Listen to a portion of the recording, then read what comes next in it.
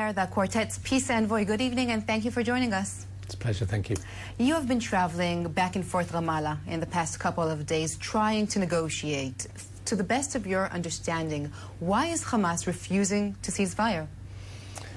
I don't know. The truth is this is an Egyptian initiative that's got the support of the Arab League. It's got the support of, in fact, the Palestinian Authority and President Abbas. It's got the support of the international community.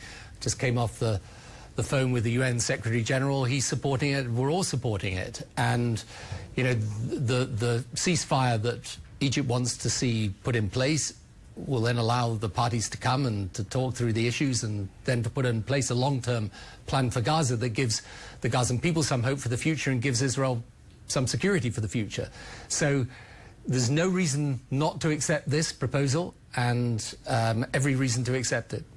So we're waiting for Hamas, but maybe this is the time to realize that we can't count on a terror group that, just as 2008 and 2012, this time again in a few months, Hamas will start launching rockets to Israel again. Why should the Israeli public today rely upon this agreement?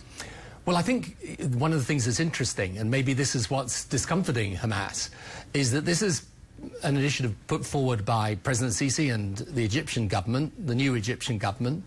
They are also making it quite clear, and this is reflected in the conversations I had with President Sisi, that they want a long-term plan for Gaza that does open Gaza back up and give its people some hope and opportunity, but also, crucially, deals with the real and security requirements of Israel in a permanent way. And what that means is that if there is a unification of Gaza and the West Bank, there's got to be one authority, one rule of law, and that means that Hamas cannot carry on with the military infrastructure that it has. So that the plan that is being put forward takes absolutely account of the fact that for the Israeli population, actually for many of the Gazans, they don't want a solution that's another short-term fix. Yeah. They want a solution that's long-term and permanent. Well, the citizens aren't the problem, that's obvious. But beyond the past week, beyond the current situation, do you think there is a real solution for the problem called the Gaza Strip, or we will all meet here again in a year or two in the next escalation? I think it would be possible if we get a ceasefire now that we could put in place such a long-term plan. Because I think it's worth taking into account what the interests not just of Israel are, but the interests of the region as a whole. You know, if you look at Egypt or the Gulf states, they're all facing the same issues to do with terrorism. And they're all facing the same issues to do with extremism.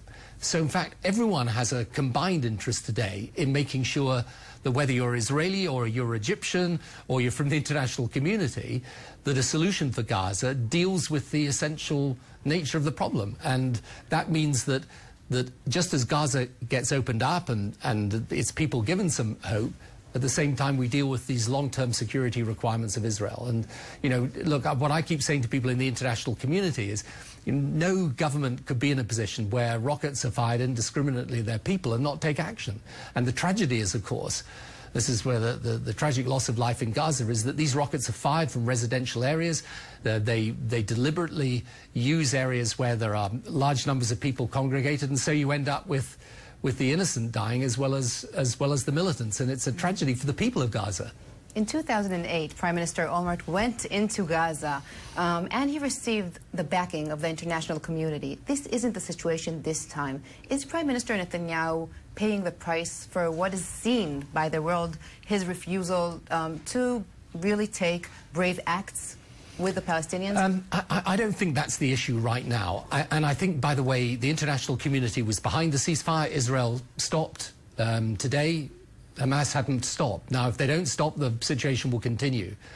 I think the issue really now is whether Hamas can take the decision to give us an opportunity to put in place a proper solution for Gaza. So, yes, of course, people were very disappointed that the peace negotiations broke down. But right now, it's a very simple situation. I've been a Prime Minister. I mean, I know if 80 rockets were being fired at British citizens, there's no way I wouldn't be taking action. And by the way, if any Israeli Prime Minister had failed to take action, the people would be saying this is unacceptable. So I know what the situation is here. The tragedy is, of course, that when you then take action, because of the way that they fire the rockets from the residential areas, because your military power is so much greater, then innocent people die as well. And then people see those pictures on the television, and outside in the international world, then people turn against Israel. I mean, this is, you know, it's really interesting because many Israelis are concerned of the way Israel is perceived in Europe, in the media, in the public eye, because what many Israelis say is it's a double standard, because they show obviously the devastating things that are happening in the Gaza Strip, but they don't talk as much about the Hamas taking human shields.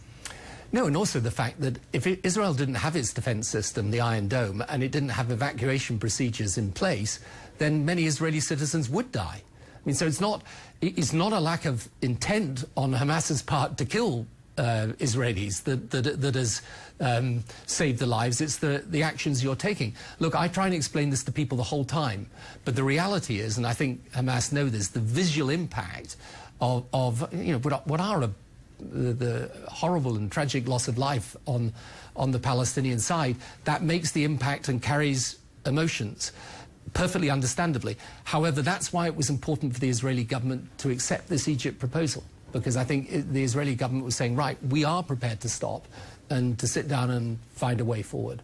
On a personal note, you have been here through a couple of sirens. How stressful was it?